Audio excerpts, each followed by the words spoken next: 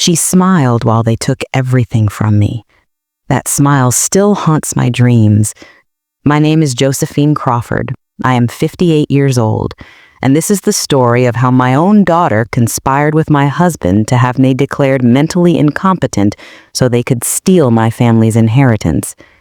That day in the courtroom when the judge signed the papers giving them control of my life, my finances, and my deceased mother's estate worth $4.2 million, my daughter Simone sat in the front row wearing a cream-colored suit I had bought her for her birthday. She looked at me with soft eyes, touched her heart, and mouthed the words, "I love you, Mama." And I believed her.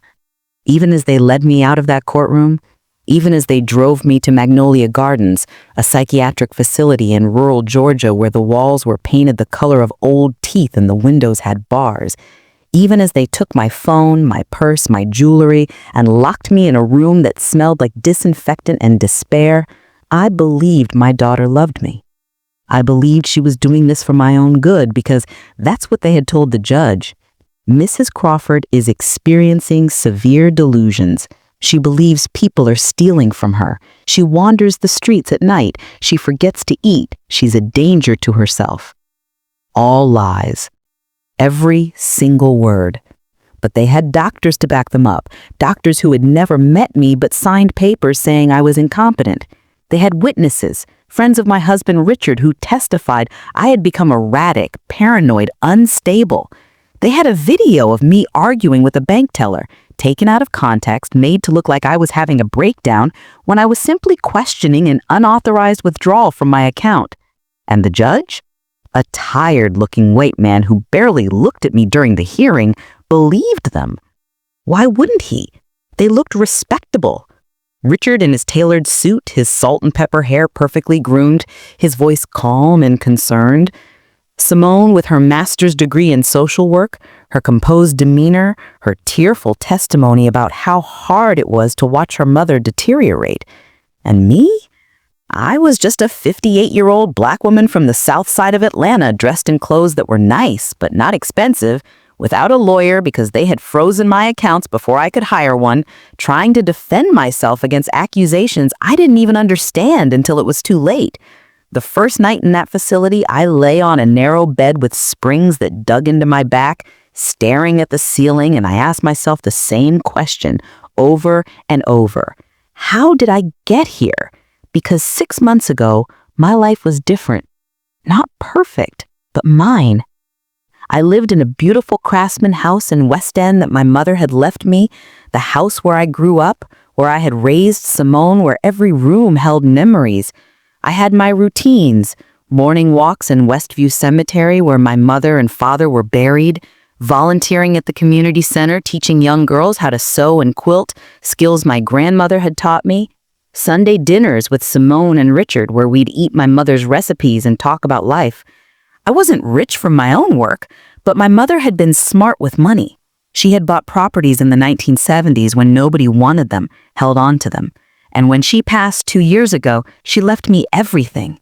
4 rental properties, a small commercial building, savings, investments. The lawyers said it was worth about $4.2 million. I almost fainted when he told me. My mother, who had cleaned houses for 30 years, who had raised me alone after my father died, who had worn the same winter coat for 15 years because she said it was still good, had left me a fortune. And I knew exactly what I wanted to do with it. I wanted to start a foundation in her name to help young black women go to college. I wanted to renovate the community center that was falling apart. I wanted to make sure Simone never had to struggle the way my mother and I had struggled. I told Richard and Simone about the inheritance the night after the lawyer meeting.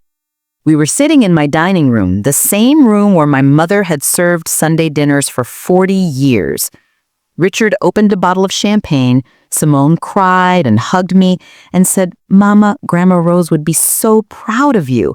And Richard said, "Josie, this is incredible. We need to be smart about this. We need to invest it properly, protect it." I agreed. I didn't know anything about managing that kind of money. So when Richard offered to help, when he said his financial advisor could set everything up, when he suggested putting some of the properties in a trust for tax purposes, I said yes, because I trusted him. Richard and I had been married for 12 years. He was my second husband, Simone's stepfather. Her real father had died when she was 3, and Richard had raised her like his own. He worked as an insurance claims adjuster, made decent money, always paid his bills. He wasn't flashy, wasn't romantic, but he was steady, reliable, or so I thought. The first sign something was wrong came 3 months after my mother died. I went to check on one of the rental properties, a duplex in Mechanicsville, and found a for sale sign in the yard. I called Richard immediately. "Baby, why is there a for sale sign at Mom's duplex?" "Oh, that, yes, I meant to tell you. My advisor said it's better to liquidate some of the properties. The market is good right now. We can reinvest the money in something with better returns." But I didn't agree to sell it. "Josie, you signed the papers, remember? Last month when we did all the trust documents." I didn't remember signing anything about selling the duplex, but there were so many papers. So many documents Richard brought home for me to sign. He'd explain them quickly, say they were just formalities, and I'd sign because I trusted him. "I don't want to sell that property, Richard. Mama bought it in 1976. It's part of our family history." "Josie, be reasonable. It's just a building. The money is what matters." We argued for the first time in years. Eventually, he apologized, said he'd stopped the sale, said he should have consulted me first. But 2 weeks later, I got a call from a title company saying the closing was scheduled. When I confronted Richard, he got angry. "You're being emotional about this, Josie. You need to trust me. I'm trying to help you." "Help me by selling my property without my permission?" "You have my permission. You signed the papers. I want to see those papers." "They're at the lawyer's office." "Then let's go get them." He never took me to get them. Instead, he started suggesting I was confused, forgetful. "You don't remember things the way they happened, Josie. Baby, you're mixing things up again. Maybe you should see a doctor. This forgetfulness isn't normal." I wasn't forgetting anything, but he said it so often with such concern that I started to doubt myself. Then Simone joined in. My own daughter, my only child, the girl I had carried for 9 months, nursed for a year, raised alone after her father died, started looking at me with worried eyes. "Mama, Richard told me you've been having some memory issues." "I'm not having memory issues, baby. Your stepfather sold my property without telling me." "He said he told you. He said you agreed." "He's lying, Simone." She touched my hand gently. "Mama, I know this is hard. Losing Grandma Rose, inheriting all this money, it's stressful. Maybe you should talk to someone." "I don't need to talk to anyone. I need my husband to stop selling my property." "Our property, Mama. You put it in a family trust, remember, for estate planning." "What family trust?"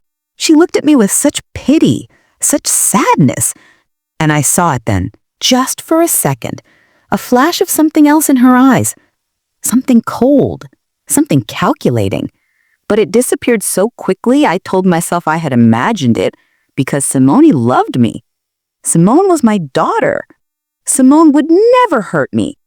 2 months later, Richard had me declared incompetent and Simone testified against me. And I ended up in Magnolia Gardens, locked in a room, stripped of my rights, my money, my freedom, everything. But they made one mistake, one crucial mistake that would eventually destroy them both. They underestimated me. They thought because I was older, because I was a woman, because I was black, because I didn't have fancy degrees or powerful connections, that I would just accept this, that I would sit in that facility and fade away quietly. They didn't know that I was my mother's daughter, and my mother didn't raise a quitter. She raised a fighter.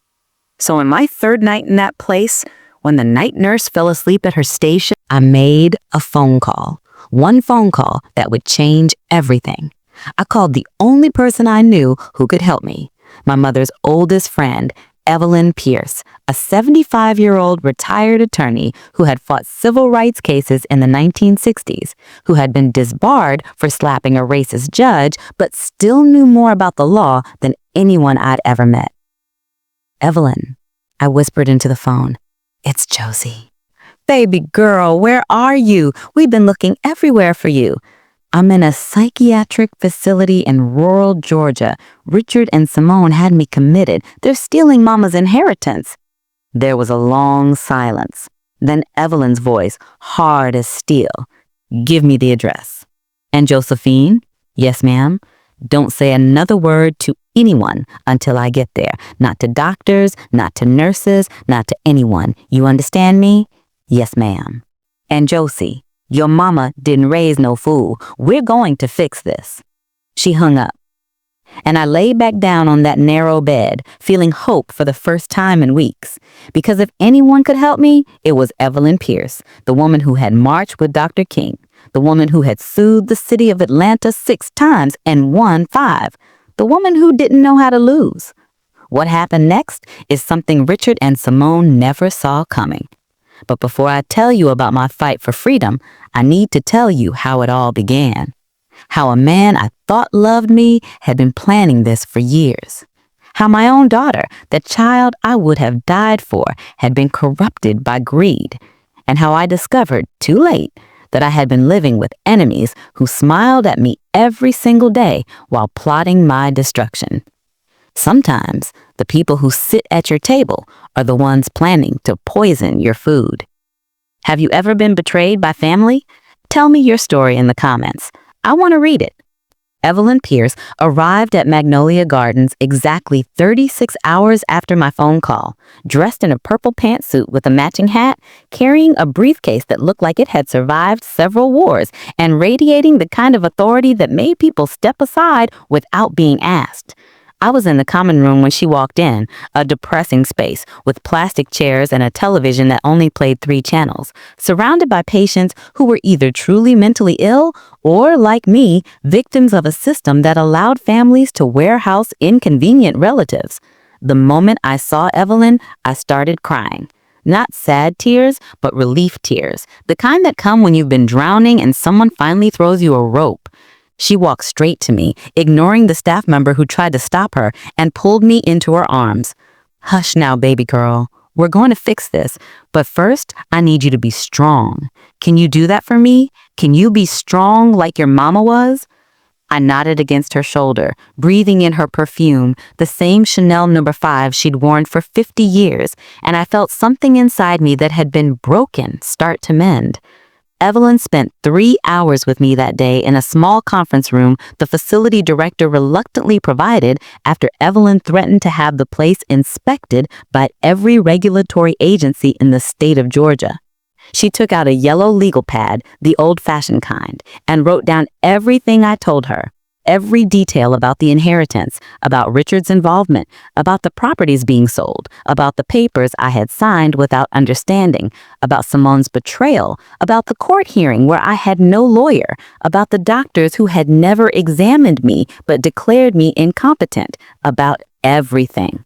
When I finished, Evelyn sat back in her chair and looked at me with eyes that had seen every kind of evil humanity could produce and still believed in justice.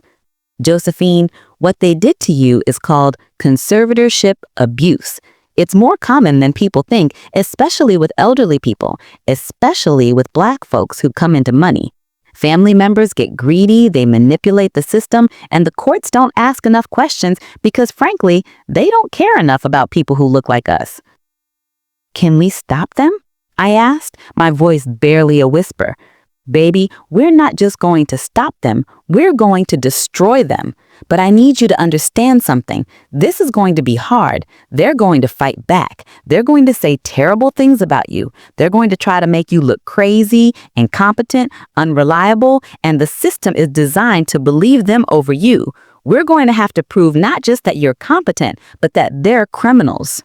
Are you ready for that fight? I thought about my mother, Rose Crawford, who had worked herself to exhaustion so I could have a better life.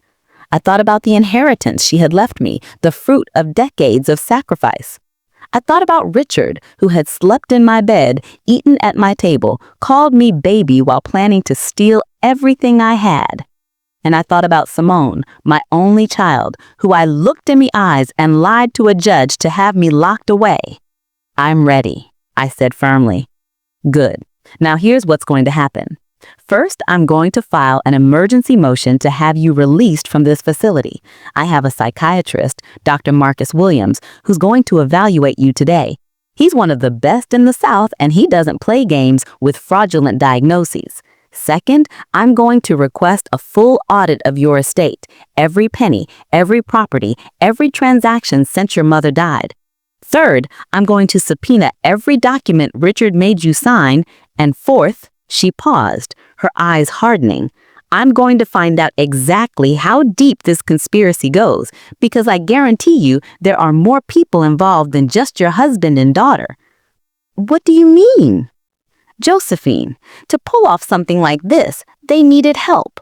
Lawyers who prepared fraudulent documents, doctors who signed false evaluations, maybe even the judge who approved the conservatorship without proper investigation.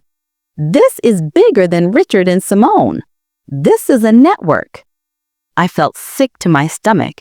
How long have they been planning this? That's what we're going to find out. Now, I need you to think very carefully. In the months before your mother died, in the months after, did Richard or Simone do anything unusual? Any conversations that seemed strange? Any new people they introduced you to? Any pressure to sign documents? I closed my eyes, thinking back, and then I remembered. About a year ago, Richard started taking me to a new doctor. He said our regular doctor wasn't good enough, that this new doctor was a specialist. Dr. Harrison Vance. He had an office in Buckhead, very fancy, very expensive. Evelyn wrote down the name. What kind of doctor? He said he was a geriatric specialist, that I needed to start getting regular checkups now that I was getting older. I went 3 times. He asked me a lot of questions about my memory, my mood, my daily routines. He prescribed me vitamins, said they would help with aging. Did you take them? Yes, for about 2 months. They made me feel strange, foggy, forgetful.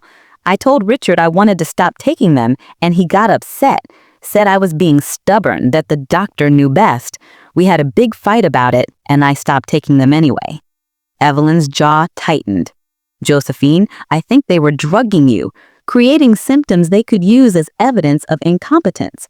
The room spun. They were poisoning me? Not poisoning, medicating, enough to make you seem confused, forgetful, erratic. Classic strategy in conservatorship fraud. We're going to get your medical records from Dr. Vance, and we're going to have those vitamins analyzed if you still have them. I threw them away. That's okay. The records will be enough. What else do you remember? Simone started coming around more about 6 months ago. She dropped by several times a week, which was unusual because she'd always been busy with work and her own life. She'd ask me questions about Mama's properties, about the inheritance, about my plans for the money. I thought she was just interested, just being a good daughter. She'd take me to lunch, to the movies, always with her phone out, always recording or taking photos. She said she wanted memories of us together. She was documenting you, Evelyn said coldly. Building a case. Photos and videos they could use to show confusion, disorientation, anything they could twist. My own daughter, I whispered, tears falling.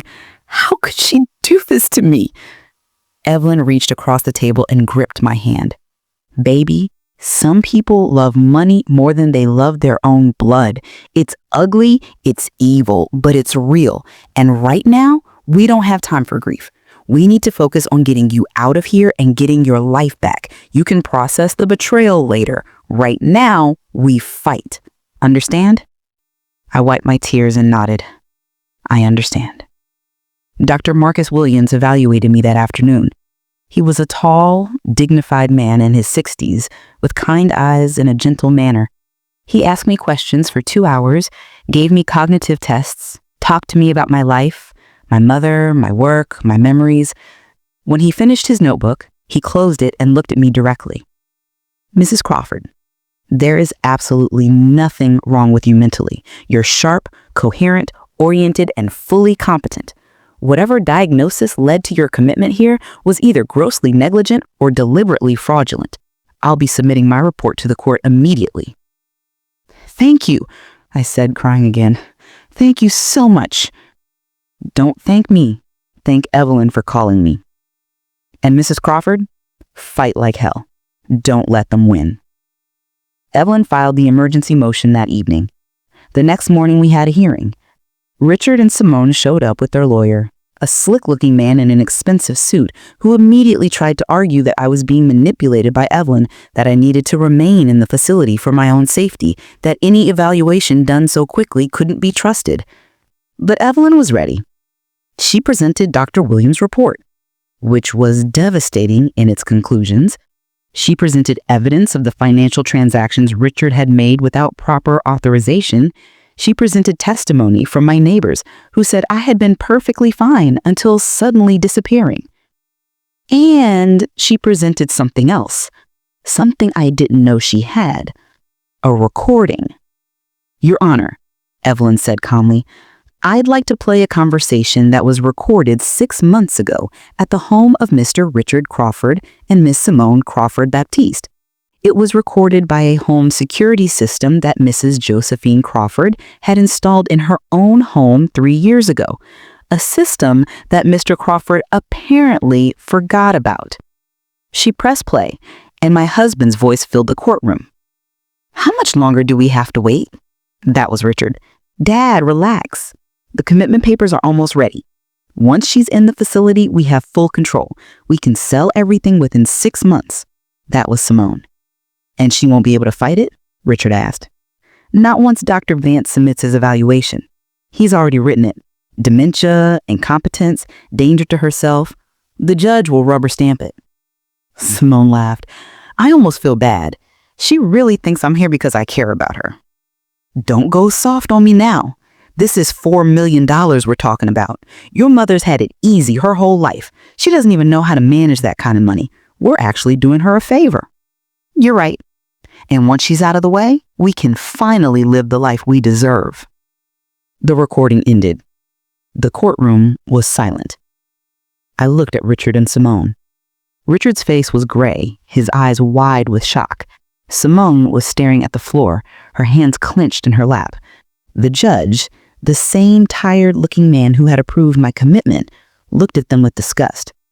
Mr. and Miss Crawford, you have engaged in what appears to be a criminal conspiracy to defraud Mrs. Josephine Crawford of her inheritance. I am immediately rescinding the conservatorship order, restoring Mrs. Crawford's full legal rights, and referring this matter to the district attorney for criminal investigation. Mrs. Crawford, you are free to go. I apologize on behalf of this court for failing you. I stood up on shaking legs.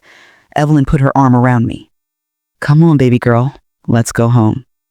As we walked out of the courtroom, I passed Richard and Simone. Richard wouldn't look at me, but Simone did. And this time I saw no love in her eyes. Only hate, only rage, only the face of someone who had gambled everything and lost. This isn't over, Mama, she hissed as I passed. I stopped, looked at her directly, and said something I never thought I'd say to my own daughter. Yes, it is. You're not my daughter anymore. You're a stranger who happens to share my blood, and I'm going to make sure you pay for what you did. Then I walked out into the Atlanta sunshine, free for the first time in months. And I knew the real fight was just beginning, because getting out of that facility was only the first battle. The war for justice, for accountability, for making them pay for what they'd done, that was going to take everything I had. But I was ready. I was my mother's daughter, and we don't lose. The first thing I did when I got back to my house in West End was walk through every room, touching the walls, the furniture, the photographs, reclaiming what was mine. Everything looked the same, but nothing felt the same, because now I knew that Richard and Simone had walked through these rooms planning my destruction, sitting at my mother's dining table plotting how to steal her legacy, sleeping under my roof while calculating how to lock me away forever. Evelyn stayed with me that first night. She wouldn't let me be alone, said I needed protection, needed witnesses, needed someone who could testify that I was stable and competent if Richard and Simone tried anything else. We sat in my kitchen drinking coffee, The same kitchen where my mother had taught me to make her famous beach cobbler, where I had fed Simone as a baby, where I had shared thousands of meals with people I thought were family. "What happens now?" I asked Evelyn. "Now we go to war," she said simply. "Tomorrow morning, I'm filing a lawsuit against Richard, Simone, Dr. Harrison Vance, the lawyers who prepared the fraudulent documents, and anyone else we can prove was part of this conspiracy. We're suing for fraud, elder abuse, theft, emotional distress, everything. We're going to take them for everything they have and everything they stole from you. Will we win? Baby, with that recording, we already won. But winning in court is just the beginning. I want them in prison. I want their professional licenses revoked. I want their names so thoroughly destroyed that nobody in this city will ever trust them again. And we're going to get that because I don't lose cases like this. Not ever. How much is this going to cost? I don't even know what I have left. They've been selling my properties, taking my money. Don't worry about my fee. Your mama helped my sister get into college 50 years ago when nobody else would. She paid the tuition out of her own pocket, wouldn't take no for an answer. I owe Rose Crawford a debt I can never fully repay, but getting justice for her daughter is a start. As for your estate, we'll freeze everything tomorrow. Every account, every property, every asset. They won't be able to touch another penny." I started crying again, overwhelmed by Evelyn's kindness, by the memory of my mother's generosity, by the weight of everything that had happened. Why did they do this to me, Evelyn? I gave Simone everything. I loved Richard. I trusted them. "Because some people are hollow inside," she said, taking my hand. "They look like human beings, they talk like human beings, but where their soul should be, there's just emptiness and greed. Your daughter is one of those people, Josephine. I'm sorry, but you need to accept that. The girl you raised, the girl you loved, she's gone. Maybe she was never really there. Maybe she always had this darkness inside her, and the money just brought it out. But whoever she is now, she's not your daughter anymore. She's your enemy. And you need to treat her that way." Those words hurt more than anything else, but I knew they were true. The next morning, Evelyn filed the lawsuit. By noon, it was all over the news. Local television stations ran stories about the wealthy Atlanta couple who had tried to steal a widow's inheritance. Reporters camped outside Richard's house, outside Simone's apartment. Social media exploded with outrage. Within 24 hours, Richard lost his job. The insurance company he worked for released a statement saying they had terminated him immediately, that they had zero tolerance for fraud and elder abuse. His reputation was destroyed. Simone lost her job too, the nonprofit where she worked as a social worker, helping vulnerable families, fired her within hours of the news breaking. The irony was almost funny. She had built a career on helping people, and the whole time, she'd been planning to destroy her own mother. Dr. Harrison Vance was investigated by the state medical board. They suspended his license pending a full investigation into his role in the conspiracy. He was looking at criminal charges and the end of his career. But the person I wanted to see suffer most was Simone. Because Richard was a husband, a man I had chosen to marry, a man I could divorce and forget. But Simone was my daughter, my only child, the baby I had carried inside my body. And her betrayal cut deeper than anything Richard had done. 3 days after the lawsuit was filed, Simone called me. I almost didn't answer, but Evelyn, who was sitting beside me, nodded and said, "Put it on speaker. Let's hear what she has to say." "Mama?" Simone's voice sounded small, scared, nothing like the cold woman who had hissed threats at me in the courtroom. "What do you want, Simone?" "I want to talk to you, please. Can we meet somewhere, just the two of us? So you can have me committed again? So you can finish what you started?" "No, Mama, I swear. I just want to explain. I want you to understand why I did what I did. Please, I'm begging you, give me one chance to talk to you." Evelyn was shaking her head violently, mouthing the word no. But something in me needed to hear it, needed to hear my daughter try to explain how she could have done this to me. "Fine," I said. "Tomorrow at 2 p.m. at the Busy Bee Cafe. Public place, lots of witnesses, and I'm bringing someone with me.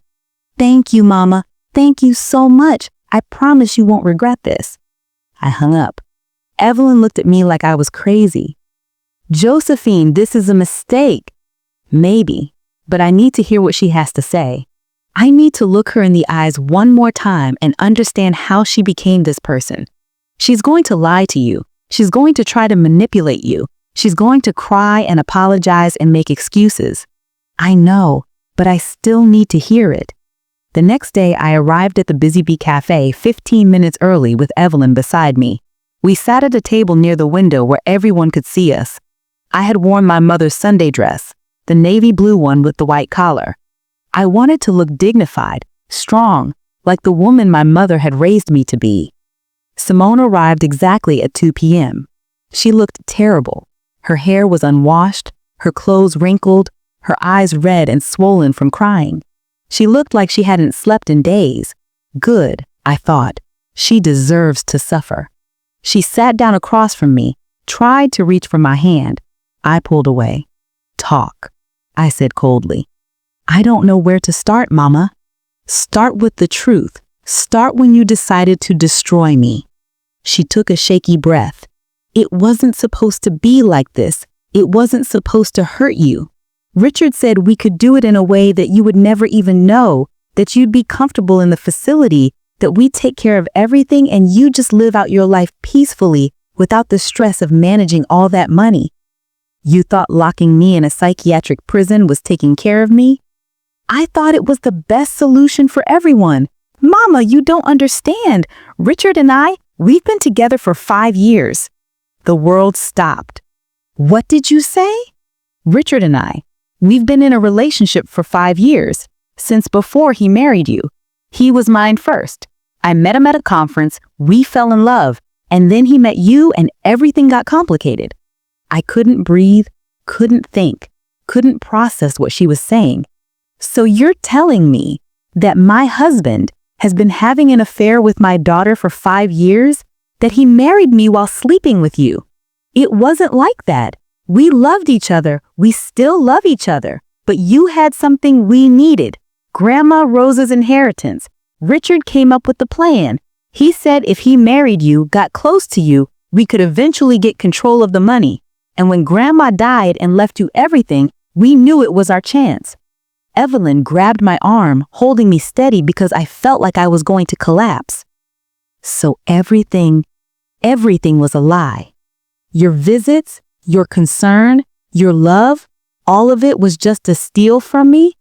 I did love you, Mama. I still love you. But I also loved Richard, and I wanted a life with him, a real life, not the struggle life you had, not working myself to death like Grandma Rose did. I wanted more.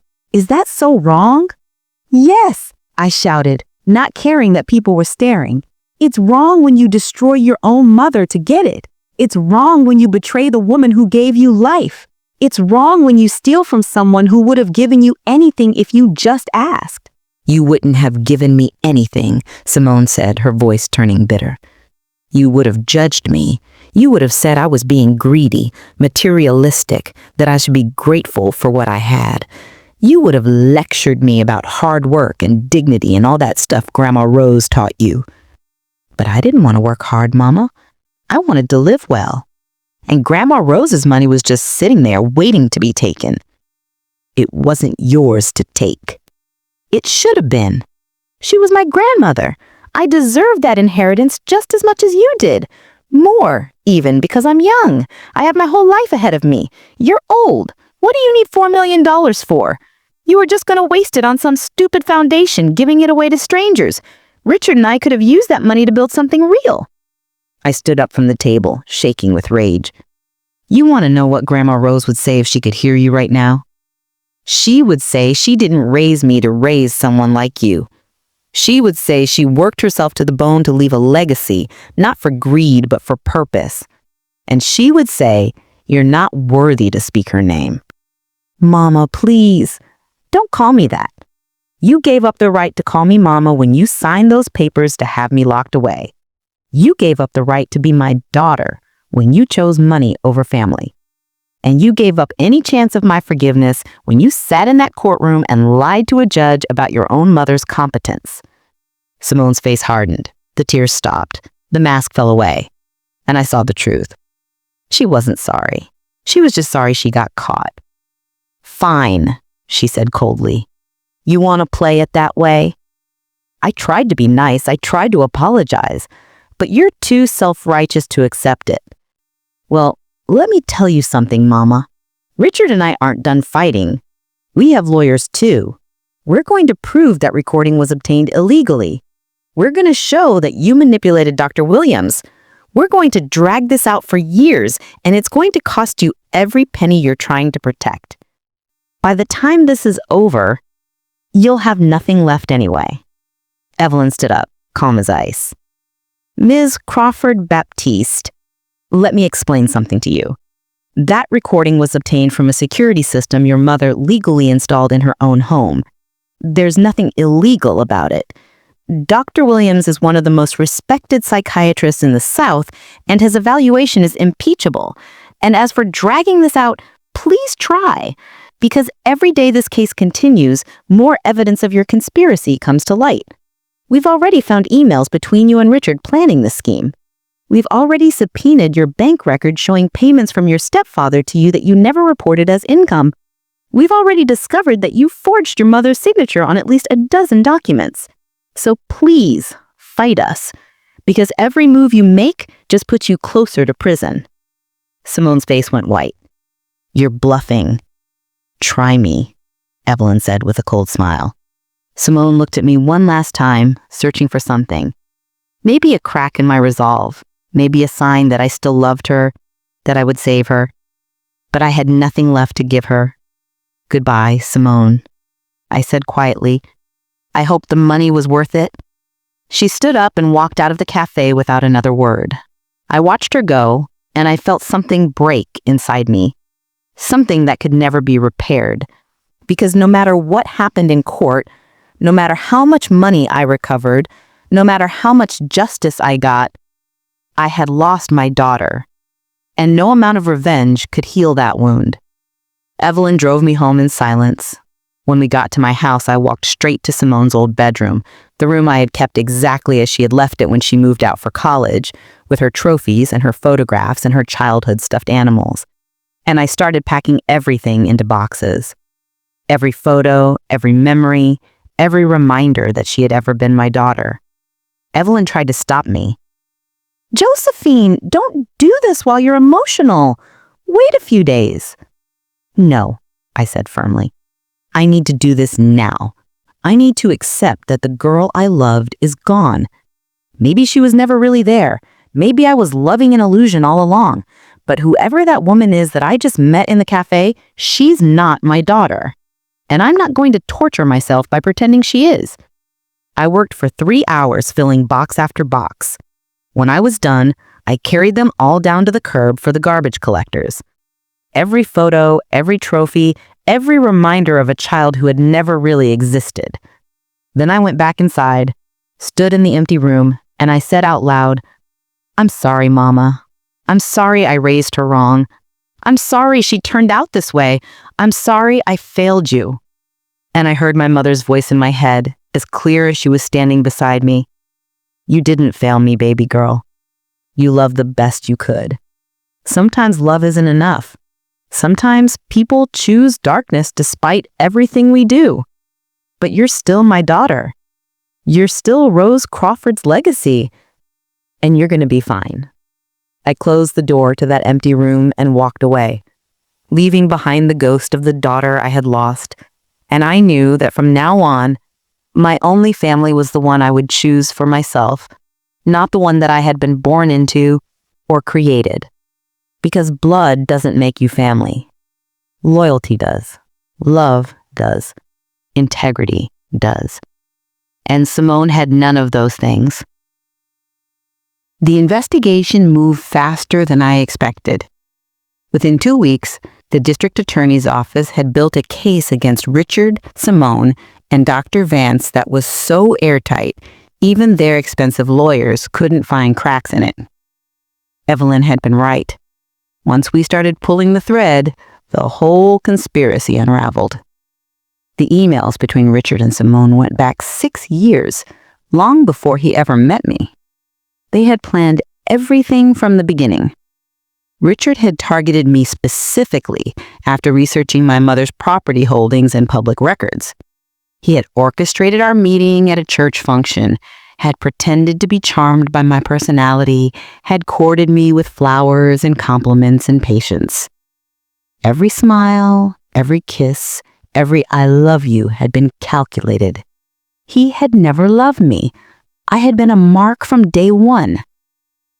The forensic accountant Evelyn hired discovered that Richard and Simone had already stolen over $1.8 million from my estate. They had sold 3 properties for far below market value to shell companies Richard controlled, pocketing the difference. They had transferred money from my accounts to offshore accounts in Simone's name. They had forged my signature on loans against my remaining properties. They had even taken out credit cards in my name and maxed them out. And Dr. Vance had been paid $50,000 for his fraudulent diagnosis, money that came directly from my own accounts. They had used my money to pay someone to declare me incompetent so they could steal more of my money. The audacity of it was breathtaking. But what destroyed me most wasn't the money. It was the timeline. The accountant showed me that the first transfer had happened 3 days after my mother's funeral. 3 days after I had stood at her grave crying while Simone held my hand and Richard put his arm around my shoulders. 3 days after they had both told me they loved me and would help me through my grief. Even then, while I was mourning my mother, they were already stealing from her memory. The criminal trial began 4 months after my release from Magnolia Gardens. The prosecutor was a young black woman named Kendra Mills, who reminded me of my mother. Fierce, brilliant, and absolutely unwilling to lose. She had made this case personal, she told me, because her own grandmother had almost been victimized by a similar scheme.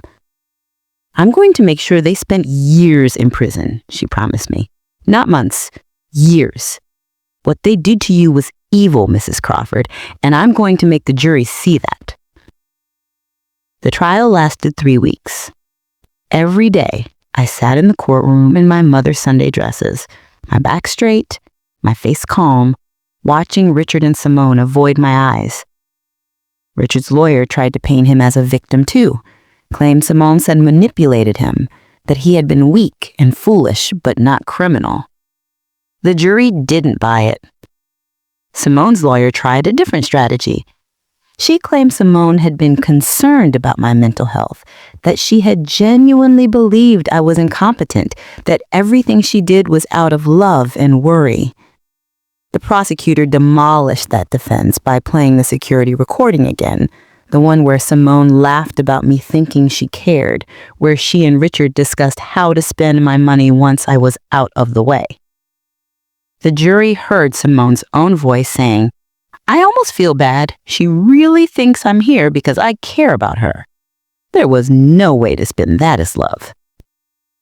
Dr. Vance took a plea deal, agreed to testify against Richard and Simone in exchange for a reduced sentence. On the stand, he admitted everything. He said Richard had approached him 2 years ago, had explained the plan, had offered him money to provide a diagnosis that would support a conservatorship. He said he had evaluated me for less than an hour, had already written the diagnosis before meeting me, had lied in his report to the court. "Why did you do it?" the prosecutor asked him. "Money," he said simply. "I was in debt. My practice was failing. Mr. Crawford offered me a way out, and I took it. I knew it was wrong. I did it anyway." The courtroom was silent. Even the judge looked disgusted. When it was time for me to testify, I walked to the stand with my head high. The prosecutor asked me to tell my story, and I did. I told them about working 2 jobs to raise Simone after her father died. I told them about my mother scrubbing floors so I could have a better life. I told them about the inheritance, about trusting Richard and Simone, about signing papers I didn't understand because I believed they loved me. I told them about the commitment, about Magnolia Gardens, about lying in that narrow bed wondering if I would ever get out, if anyone would believe me, if I would die there alone and forgotten. And I told them about the moment I realized my own daughter had betrayed me, about the pain that was worse than any physical injury, about the wound that would never fully heal. When I finished, there wasn't a dry eye in the courtroom. Even some of the jurors were crying. The defense lawyers tried to cross-examine me, tried to suggest I was exaggerating, that I was playing for sympathy. But I didn't get emotional. I didn't cry. I just answered every question, calmly, truthfully, with a dignity that came from knowing I had nothing to hide and nothing to be ashamed of. After 3 weeks, the case went to the jury. They deliberated for 4 hours. When they came back, the 4 women read the verdicts. Richard Crawford, guilty on all counts: fraud, elder abuse, theft, conspiracy, forgery. 32 years in prison. Simone Crawford Baptiste, guilty on all counts: fraud, elder abuse, theft, conspiracy, forgery. 28 years in prison. Dr. Harrison Vance had already been sentenced to 12 years as part of his plea deal. I sat in that courtroom and watched the judge sentence my husband and my daughter to decades in prison, and I felt nothing. No satisfaction, no relief, no joy. Just emptiness. Because I had won, but I had also lost everything that mattered. After the sentencing, reporters mobbed me outside the courthouse. They wanted to know how I felt, if I was happy, if I felt vindicated. Evelyn pushed them aside and got me to her car. "Don't say anything," she instructed. "Let the verdicts speak for themselves." But one reporter managed to get close enough to shout a question. "Mrs. Crawford, do you have anything to say to your daughter?" I stopped, turned, looked directly at the camera. I hope she uses her time in prison to find the humanity she lost. I hope she learns that money means nothing if you have to destroy people to get it. And I hope someday, when she's an old woman like me, she looks back and understands what she threw away. Because I would have given her the world if she had just asked. But she chose to take instead, and now she has nothing. Then I got in the car and Evelyn drove me home. The house felt different after the trial. Quieter. Emptier. I had gotten my money back. All of it. The courts had reversed every fraudulent transaction, recovered every stolen dollar, returned every property. I was actually wealthier than I had been before because the lawsuit had resulted in additional damages, but the money felt meaningless. I would have given every penny to have my daughter back. The daughter that I thought I had. The daughter that had never really existed. Evelyn noticed my depression. She started coming by every day, bringing food, making me eat, forcing me to get out of bed. "Josephine, you need to live," she told me one morning. "Your mama didn't sacrifice everything just so you could waste away in this house. You survived. You won. Now you need to do something with that victory." Like what? Like the foundation you wanted to create, the one to help young Black women go to college. Rose's legacy, remember? That's what you wanted to call it. I had forgotten about that dream. The plan I'd had before everything fell apart. I don't know if I have the energy for that anymore. Then find it, because right now you have a choice. You can let Richard and Simone's betrayal define the rest of your life, or you can transform that pain into something that helps other people. What would your mama do? I thought about my mother, about her strength, about how she had raised me alone, worked herself to exhaustion, and still found time to help neighbors, to feed hungry children, to give whatever she had to whoever needed it. She would help others, I said quietly. That's right. So that's what we're going to do. Tomorrow, we're going to meet with lawyers and start setting up the foundation. We're going to turn your mother's legacy into something beautiful, something that lasts, something that Richard and Simone can never touch or destroy. The next day, we started Rose's Legacy Foundation. We used $1 million of the inheritance as seed money. We created scholarships for young Black women from low-income families, girls who wanted to go to college but couldn't afford it. Girls like my mother had been, like I had been. Within 6 months, we had awarded scholarships to 20 students. Within a year, 50.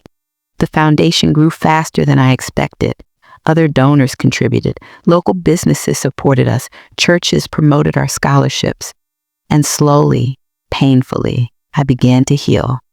Because every time I met one of our scholarship recipients, every time I saw a young woman's eyes light up when she learned she could afford college, every time I heard a success story about a girl who graduated and became a teacher or a nurse or a lawyer because of my mother's money, I felt a little bit of the emptiness inside me filled with something else: purpose, meaning, hope. I threw myself into the foundation work. I visited schools, talked to students, served on the board, attended every event. I worked harder than I had worked in years, and for the first time since the trial, I felt like I was living again, instead of just existing. One day, about 18 months after the trial, I was at the foundation office reviewing scholarship applications when my assistant told me someone was there to see me. "Who is it?" "She says her name is Simone Crawford Baptiste." My heart stopped. "Tell her I'm not available." "Mrs. Crawford," she says, "it's important, and she says she won't leave until you talk to her." I closed my eyes, took a deep breath. "Tell her she has 5 minutes." Simone walked into my office looking nothing like the woman I had known. Prison had aged her. Her hair was gray, her face lined, her eyes hollow. She was only 35 years old, but she looked 50. She sat down across from my desk without being invited. "Hello, Mama." "Don't call me that. You have 5 minutes. What do you want?" I wanted to apologize. "You apologized in the cafe. I didn't believe you then. I don't believe you now." "I know, but I'm not asking you to believe me. I'm just asking you to hear me." I glanced at my watch. 4 minutes. She took a shaky breath. "I've had a lot of time to think in prison. A lot of time to realize what I did, what I destroyed, what I threw away. You were right, Mama. The money wasn't worth it. Nothing was worth it. I traded my mother, my integrity, my freedom, my entire life for $1.8 million that I never even got to spend. And now I'm going to be in prison until I'm 63 years old. My entire life is gone." "Good," I said coldly. "I'm not here to ask for forgiveness. I know I don't deserve that.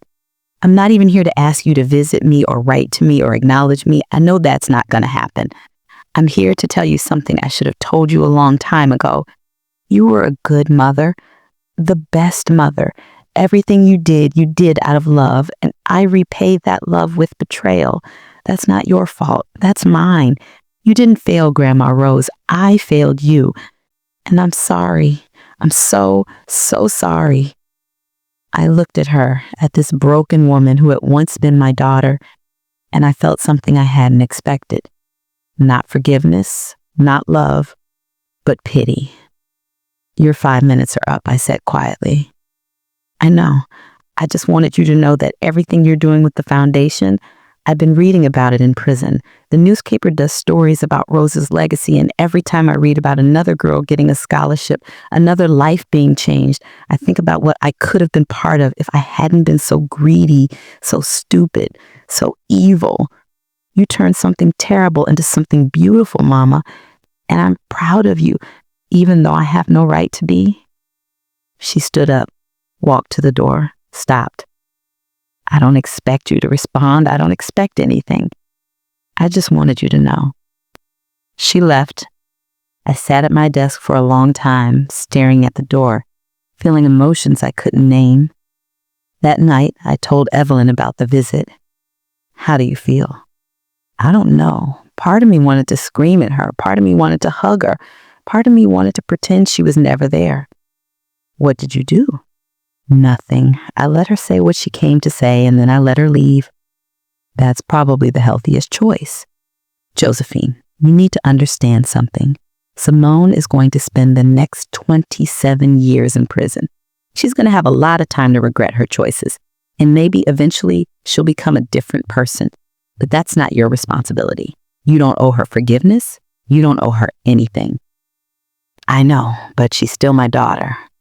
No, Evelyn said firmly. She was your daughter, past tense. The woman who came to your office today is a stranger who happens to share your DNA. Don't confuse the two. Evelyn was right, but late that night, alone in my house, I took out an old photo album I had hidden in the closet, one I hadn't been able to throw away. It was full of pictures of Simone as a baby, as a little girl, as a teenager. I looked at those photos for hours, trying to find the moment when she had changed, when the sweet child had become the monster who betrayed me. But I couldn't find it. Maybe there was no single moment.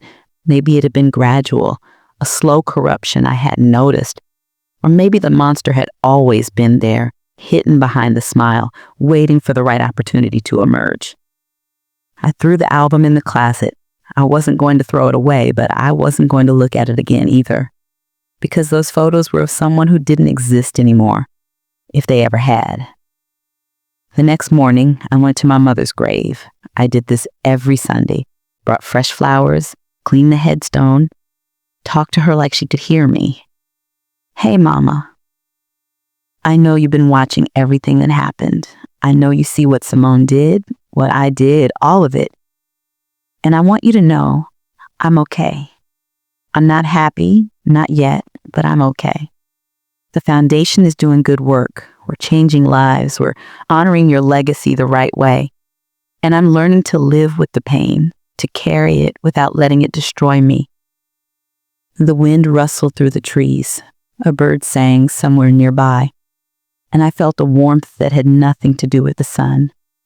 I miss you, Mama, every single day. But I'm going to be fine because I'm your daughter, and you raised me to survive anything.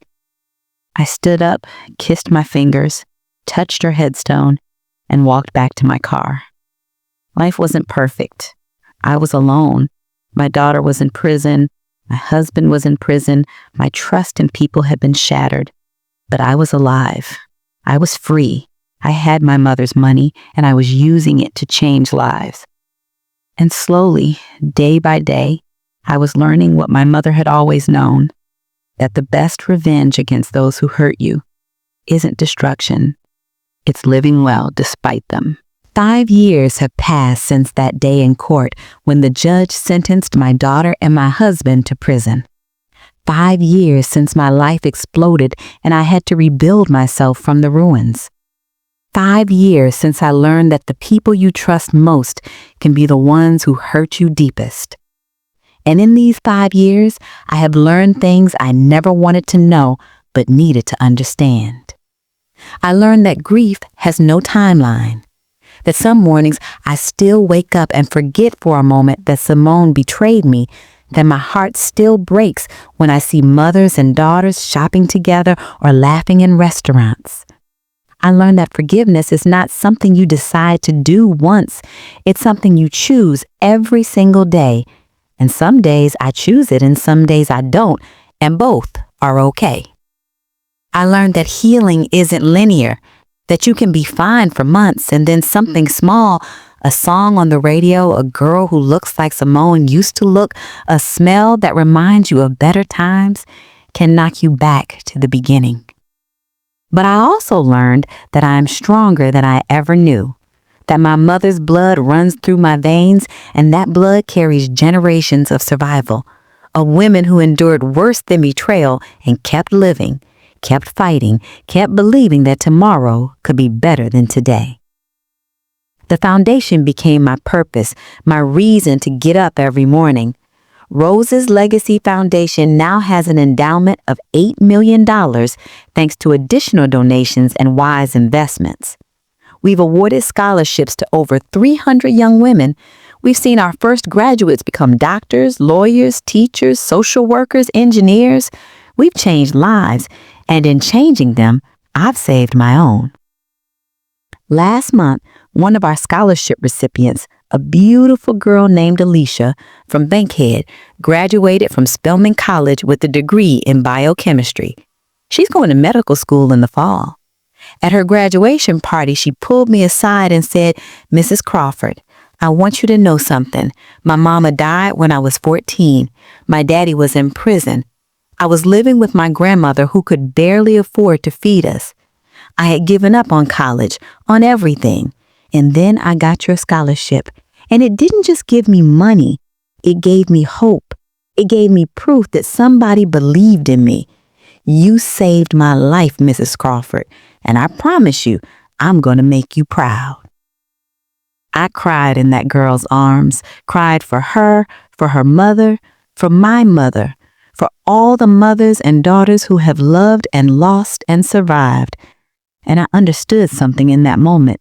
Simone had taken so much from me, but she couldn't take this, couldn't take the good I was doing, couldn't take the legacy I was building, couldn't take my mother's name and turn it into something ugly. This was mine. This was real. This was what mattered. Evelyn passed away 2 years ago. She died in her sleep at 77, peacefully, the way she deserved. I was with her the day before, holding her hand while she told me stories about my mother, about their friendship, about the dreams they had shared as young women growing up in a segregated Atlanta that tried to crush their spirits but never succeeded.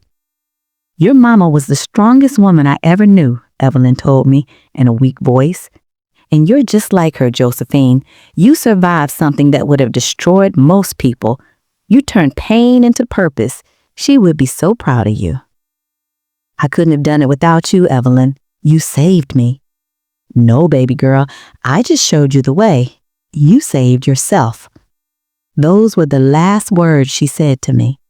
The next morning she was gone. I buried her in the same cemetery where my mother rests. Bought the plot right next to Mama's so they could be together in death as they were in life. At the funeral, I spoke about Evelyn's courage, her brilliance, her refusal to accept injustice, her love for my mother and for me. And I made a promise that we would create an annual Evelyn Pierce Scholarship for young women studying law, so her legacy would live on too. I kept that promise. Last year, we awarded the first Evelyn Pierce Scholarship to a girl from East Atlanta who wants to be a civil rights attorney. Evelyn would have loved her. I never remarried, never even dated. Some people ask me why, suggested I was too young to give up on love, that I deserved happiness. But the truth is, I don't trust romantic love anymore. Richard destroyed that part of me, the part that believed in partnership and forever in standing together through life's storms. Maybe someday that part will heal, but I'm not holding my breath. Instead, I built a different kind of family. The women who work at the foundation, the scholarship recipients who stay in touch, the volunteers who give their time, the donors who believe in our mission, these are my people now. We have dinners together, celebrate holidays, support each other through hard times. It's not the family I was born into or the family I created, but it's the family I chose, and that makes it precious in a way blood relations never were. I still live in my mother's house in West End. I've renovated it, made it beautiful, filled it with light and color and life. The room that used to be for Simone is now my office where I work on foundation business. I painted over the ghosts, replaced the memories, made it mine. Sometimes I stand in that room and remember the little girl who used to sleep there, who used to call me Mama with such love, who used to hug me tight and say, "You're my favorite person in the whole world." And I allow myself to mourn that child because she deserves to be mourned, even if she only existed in my imagination. Simone writes to me occasionally. About once every 6 months, I receive a letter from her at the women's prison in Pulaski. I don't open them. I collect them in a box in the closet, unread.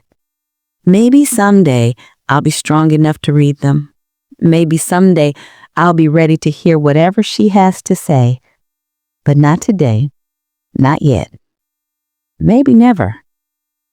Richard stopped writing after the first year.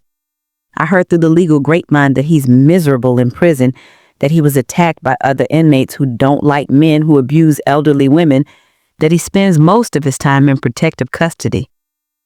I feel nothing about this. No satisfaction, no pity, nothing. He's a stranger who once lived in my house. Nothing more. Dr. Vance got out of prison last year after serving 8 years of his 12-year sentence. I heard he moved to Florida, works as a janitor, will never practice medicine again. Good. He deserves worse, but at least he can never hurt another vulnerable person the way he hurt me.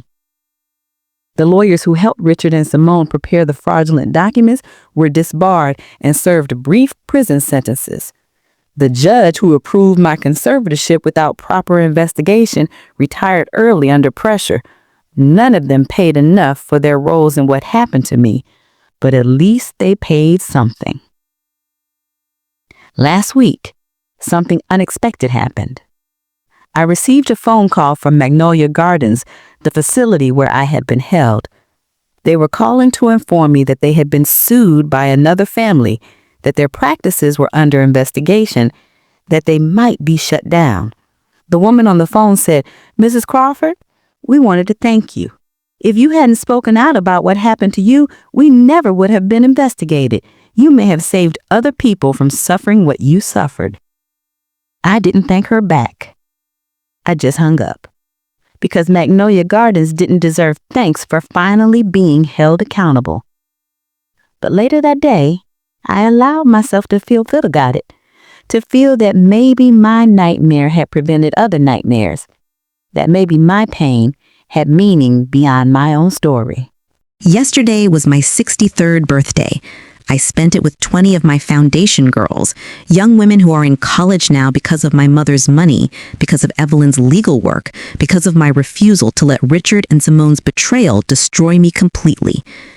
We had dinner at the Busy Bee Cafe, the same place where Simone had confessed her affair with Richard 5 years ago.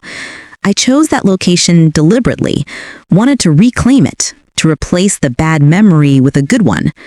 The girls gave me a gift, a beautiful photo album they had created, filled with pictures of themselves, their families, their accomplishments, their dreams. On the first page they had written, "To Mrs. Josephine Crawford, you gave us hope when we had none. You believed in us when nobody else did. You are the mother we all wish we had. Thank you for turning your pain into our opportunity. We love you. We will make you proud." I cried reading it, cried in front of all those young women who looked at me with such love, such gratitude, such respect. And I realized something that had taken me 5 years to understand. I didn't lose a daughter 5 years ago. I gained 300 daughters. Daughters who actually love me, who appreciate what I do for them, who would never betray me, who carry my mother's legacy into the future. That night, I went home to my quiet house, made myself a cup of tea in the chipped mug Simone had given me years ago, the one I had kept despite everything because it reminded me that love is complicated, that people are complicated, that nothing is ever as simple as we want it to be. I sat at my kitchen table and thought about my life, about where I had been and where I was now, and I made a decision. I took out the box of Simone's unopened letters from the closet. There were 14 of them, accumulated over 5 years. I sat on my bed and I opened the first one. It was dated 6 months after her conviction. "Dear Mama, I know you probably won't read this. I know you probably threw this letter away without opening it. But I need to write it anyway. I need to tell you that I'm sorry, that I think about what I did every single day, that I would give anything to go back and make different choices. Prison is exactly what I deserve. Every day here is hard, and every day I remember that I brought this on myself. I destroyed the best thing in my life for money I never even got to spend. I was a fool. I was evil, and I'm sorry. I don't expect forgiveness. I don't even want it because I don't deserve it. I just want you to know that you were right about everything. Love, Simone. I read all 14 letters that night. They were all similar, all apologetic, all filled with regret and self-recrimination. In the most recent one, dated 2 months ago, she wrote something that broke my heart all over again. Dear Mama, I heard about the foundation. I heard about all the girls you're helping. I heard that you're changing lives and honoring Grandma Rose's memories the right way, and I'm so proud of you, even though I have no right to be. I think about how different things would be if I had just been honest with you 5 years ago, if I had told you I loved Richard, if I had asked you to help us instead of trying to steal from you. Maybe you would have been angry, maybe you would have been disappointed, but maybe, eventually, you would have forgiven me. And even if you hadn't, at least I would still have my integrity, my freedom, my life. Instead, I have nothing. I'm going to be in here until I'm 63 years old, and when I get out, I'll be an old woman with no family, no career, no future. The only thing I'll have is the memory of the mother I destroyed and the life I threw away. I'm not asking for anything, Mama. Not forgiveness, not letters, not visits, nothing. I'm just asking you to know that I see clearly now what I couldn't see before, that you loved me more than anyone will ever love me, that I had everything and I destroyed it, and that I'm sorry. I will be sorry for the rest of my life. Your daughter who doesn't deserve to call herself that. Simone. I sat with that letter for a long time, feeling emotions I couldn't name, and then I did something I never thought I would do. I took out a piece of paper and I wrote back. Simone, I read your letters, all of them. It took me 5 years to be ready, but I read them. I want you to know something. I don't forgive you. Not yet. Maybe not ever. What you did was unforgivable, and I'm not going to pretend otherwise, but I also want you to know that I don't hate you. Hate takes energy I don't have to spare. Instead, I pity you. I pity the life you threw away, the person you could have been, the relationship we could have had. You were right about one thing in your letters. You had everything. A mother who loved you unconditionally, an inheritance that would have been yours eventually anyway, a life full of possibilities, and you destroyed it all for money you never even got to enjoy. That's not tragic. That's just stupid. I'm not going to visit you in prison. I'm not going to write to you regularly. I'm not going to be your mother again because that relationship died 5 years ago and I've mourned it and moved on. But I want you to know that the foundation is thriving. We're changing lives every day. Your grandmother's legacy is secure. And I'm happy. Not the happiness I had before, but a different kind, deeper, earned through survival. I hope you use your time in prison to become a better person. I hope you find some kind of peace. I hope that when you get out at 63 years old, you find a way to live a meaningful life. But none of that is my responsibility anymore. I did my job. I raised you the best I could. What you did with that upbringing was your choice, not my failure. Take care of yourself. Josephine Crawford. I sealed the letter, addressed it to the prison, and put it on the table to mail the next day. And then I went to bed and slept peacefully for the first time in years, because I had finally let go. Not forgiven, but let go. Release the anger, the pain, the obsession with understanding why she did what she did. It didn't matter why. It only mattered that I had survived it. This morning, I woke up early and drove to my mother's grave. The sun was just coming up, painting the sky pink and gold. I knelt by her headstone, touched the engraved letters of her name, and I talked to her like I always do. Hey, Mama. I did it. I survived. Richard and Simone tried to destroy me, tried to steal your legacy, tried to lock me away forever, but they failed. Because you raised me to be strong. You raised me to fight. You raised me to turn pain into purpose. The foundation has changed hundreds of lives. Your money is doing exactly what you would have wanted it to do. And I'm okay. Not perfect, not healed, but okay. and that's enough. The wind whispered through the trees, birds sang their morning songs, and I felt my mother's presence as clearly as if she were standing beside me. "I love you, Mama," I whispered. "Thank you for everything. Thank you for showing me how to survive. Thank you for giving me the tools I needed to rebuild my life. Thank you for the legacy that saved me." I stood up, kissed my fingers, touched her headstone one more time, and walked back to my car. The sun was fully up now, the day stretching before me, full of possibilities. I had foundation work to do, scholarship applications to review, a board meeting to prepare for, a dinner with some of my girls to look forward to. I had a life, a purpose, a family I had chosen. I had survived the unsurvivable, and that was enough. As I drove through the streets of Atlanta, the city my mother had loved, the city where she had built a legacy from nothing, where I had built my own legacy from ruins, I thought about the woman I had been 5 years ago. Trusting, naive, broken by betrayal. And I thought about the woman I was now. Wary, wise, rebuilt through determination. I liked this version of myself better. She was harder, yes, more guarded, less willing to trust, but she was also more real, more authentic, more true to herself. She didn't need anyone's approval. She didn't need anyone's love. She had found strength in herself that she never knew existed, and she was using that strength to change the world, one scholarship at a time. I thought about Simone in her prison cell, reading my letter, understanding finally that she had lost not just her freedom, but her mother, permanently and irreversibly. Part of me felt sad about that, but most of me felt nothing, because she had made her choices and I had made mine. She had chosen money over family.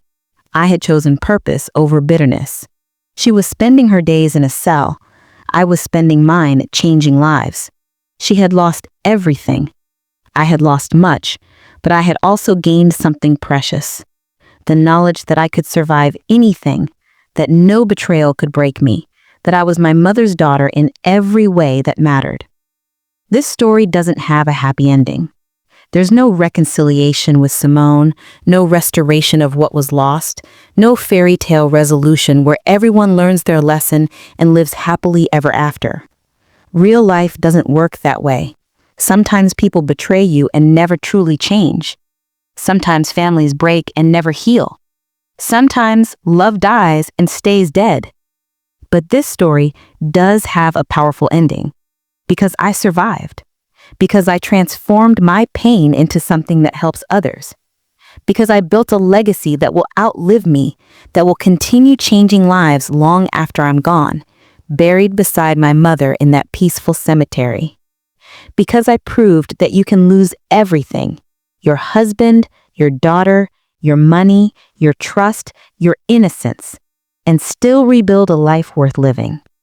And because I learned the most important lesson of all, that the only person you truly need to trust is yourself.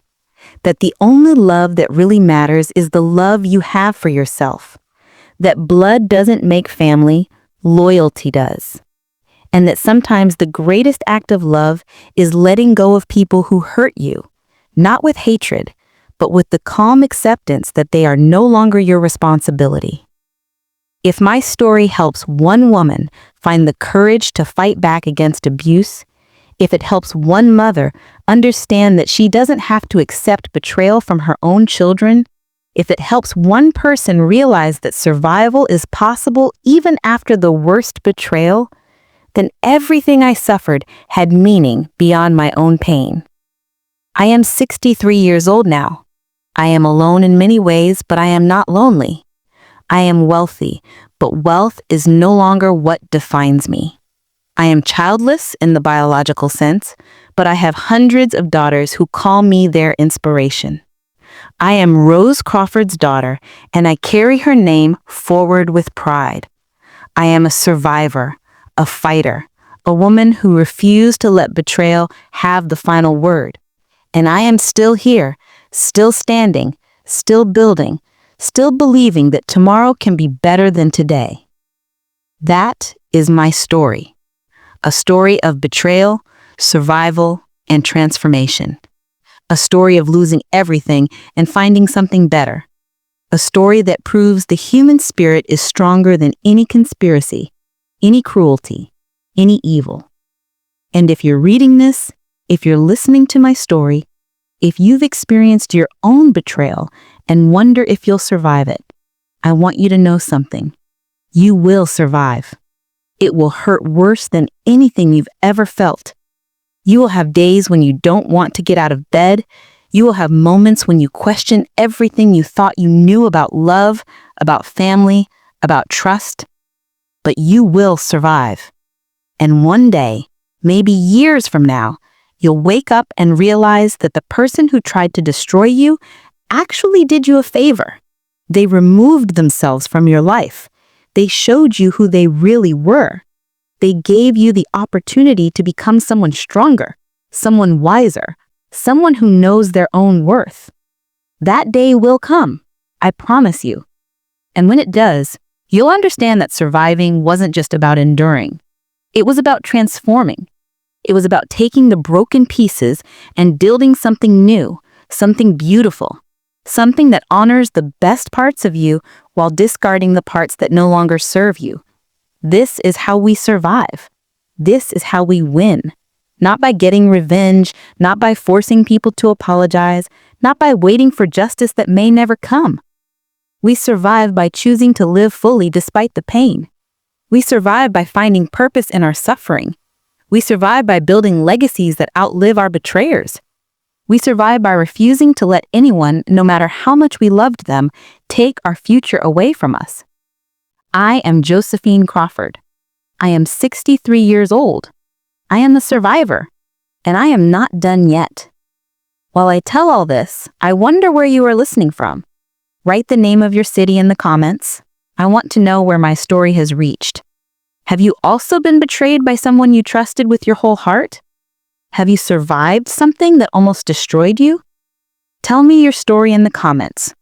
I want to read it, because we survivors need to find each other, to remind each other that we are not alone, that betrayal doesn't have to be the end of our stories.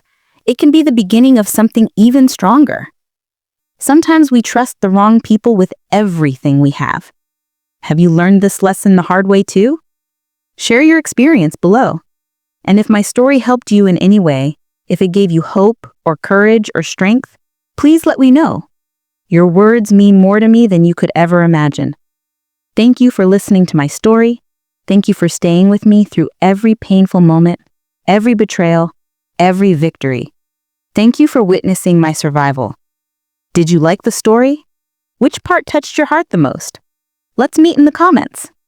If you want to support me so I can keep bringing more real-life stories like this, you can send a super thanks. Your support means everything.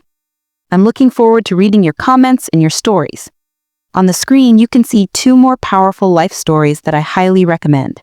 There's so much more on my channel about survival, betrayal, and transformation. Don't forget to subscribe so you never miss a story that might change your life. See you in the next life story. With love, respect, and the belief that we all can survive anything. Thank you.